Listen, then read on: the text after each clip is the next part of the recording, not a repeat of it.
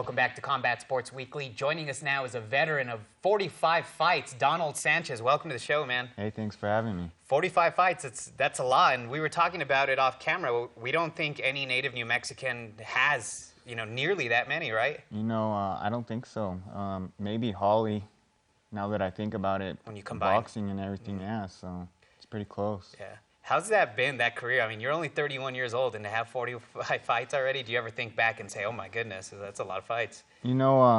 Sometimes I think back and I'm like, wow, that many fights in less than 10 years, it's an honor to do that, and that's what I wanted to do. I wanted to scrap, and that's what I got done. So October 17th, you have a pretty big fight here locally against Nick Rhoads, an Arizona guy who's been talking a little bit on social media there. Yeah. Tell us about him, what you know about him. He obviously fought one of your teammates, Conrad Padilla, recently. Yeah, man, this dude's a scrappy dude.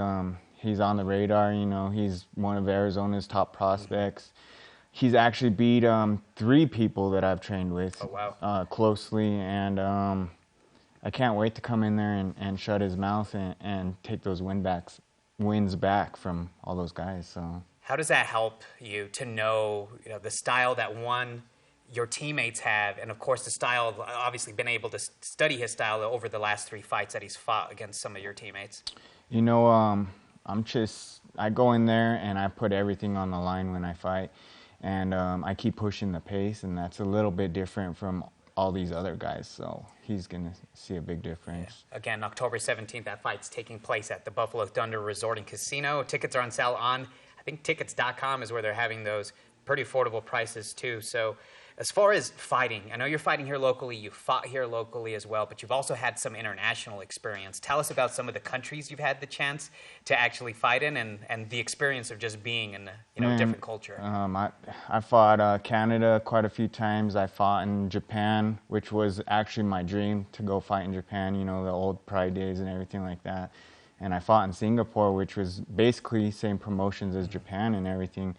And to me, that was a dream come true for everything. So the atmosphere, the crowd, everyone's different over there. And it originated over there, and it seems like they appreciate it more. They're like, they clap for you instead of like, take his head off over here, So a lot more respectful, I guess. Yeah, man, and that's how I like it. Was Japan your favorite place?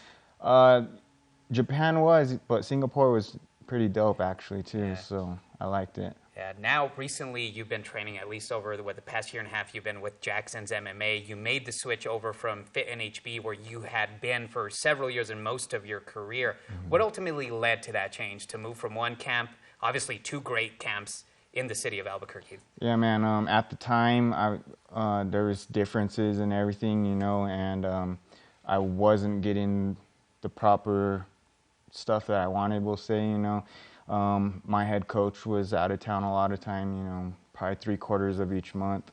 And it happened for a couple of years, and I just felt like I wasn't getting better and I was stuck in a spot. So I had to make the change, We've always had a rivalry, the 2 gyms, and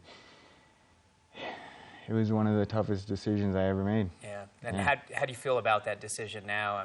Obviously, Jackson's has tons of fighters from not just here locally, but from around the world as well, that are taking the time from a lot of those coaches. I tried to take 2 steps forward or 1 step forward, and it seemed like I went 2 steps back. But I went in and trained with all these guys. It was all this a different style. It wasn't, all of us know each other and everything, so I had to play catch up big time, and learn a crap load of new things at the same time, with all these, there's Russians, there's Japanese people, there's people from all around the world, and these styles they bring is crazy, I've seen a lot of styles with as many fights as I've had, but training wise, it was pretty crazy. Yeah. Right now, you're in the middle of just several camps, this world championship fight string that Jackson's MMA is on. Obviously, John Dodson just fought for a title. Holly Holm, Carlos Condit, and Donald Cerrone, who you work closely with, is also fighting for a world title. Yeah. Tell us what the camp currently is like right now, the gym, I should say, and your part in, of course, helping Donald Cerrone. Oh, man, everybody's intense right now. Everyone's full pace, And like I said, even more people are coming in now because training camps, they're bringing in different styles and even different coaches. You know, there's not just the stock of coaches there. Other people bring in other coaches. So the energy is so high, and I love it. And it just keeps you going. You feel tired, and there's another guy over there screaming and yelling, you know, let's do this, and you keep going. Yeah. To hear you just talk about that a little bit, I know you have 45 fights under your belt, but it sounds like you're still learning quite a lot in the sport. Man, I learn every day. Like I said, all these styles.